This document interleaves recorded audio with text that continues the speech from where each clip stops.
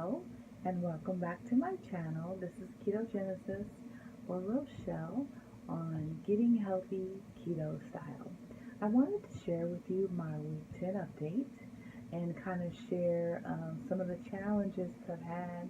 Week 10 was actually kind of a struggle for me, and I'll explain that during the course of this short video. I'm actually making some bacon because I'm going to have a BLT for dinner tonight. One of my girlfriends who is now doing keto with me, hey Sunil, if you're watching this, um, she made some cloud bread. And so this will be my first time tasting her yummy cloud bread. And I'm going to put some bacon and some Kobe Jack cheese, a slice of tomato, and a bunch of spinach. And they're like in slider size. So they're small. They're 2 carbs each. So I don't know if I'll have one or if I'll have two, but I'm looking forward to dinner tonight. I have also been struggling with my eating. And I've talked about this before. Initially, when I went to keto, I thought it was, wow, it's so cool. Like, I hardly ever get hungry. Now, because it's going on for so long, I'm a little concerned about it because food for me, oh, forgive me, I'm so sorry. Food for me has kind of lost its whatever that I used to have. Like, I could literally take it or leave it, and on most days, I may have like 1 or 2 bites of something, and I'm just ready to get on with the next activity of my life. It's been really, really interesting, so I've been really intentional trying to make sure that I am getting enough fats and the moderate protein and a little bit of carbs. But there have been more days than not where I've fallen short of my macro goals because I'm just not happy or hungry. I'm happy but not hungry.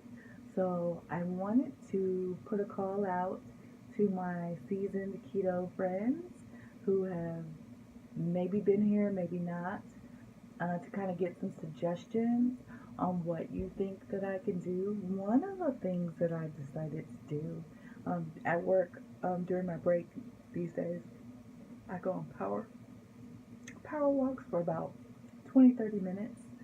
And on one of the walks, they had, I listen to YouTubes. I listen to a lot of your YouTubes, actually, when I'm walking at work. But this one, I was listening to bone broth. That was one of the suggestions that one of the contributors to A Low Carb Life made, that he's just recently made his bone broth. And he suggested that even when I don't feel like eating, if I can have some bone broth on hand and kind of sip on it during the course of the day, it'll do a lot of really good things for me.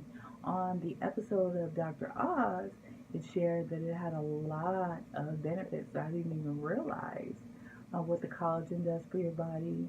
And actually, in some places on the East Coast, they have little cafes popping up where they're actually serving bone broth to replace the morning coffee.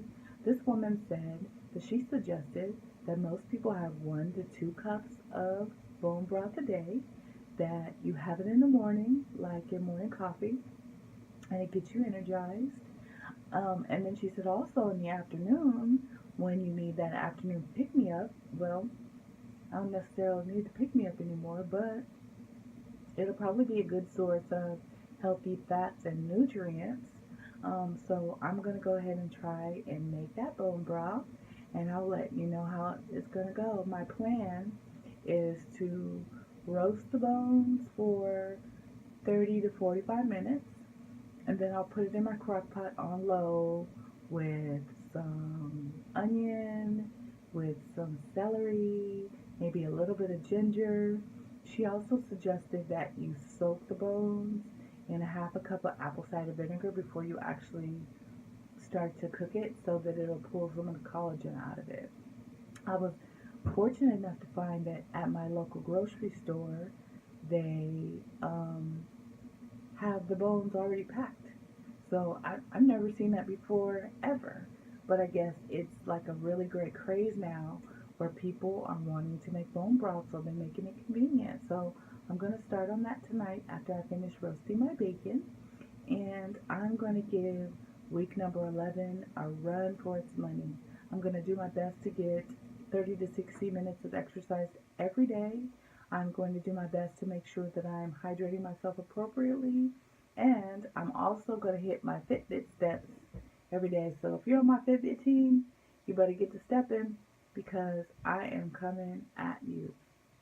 So that's my week. A little sad because of the 2 pound weight gain.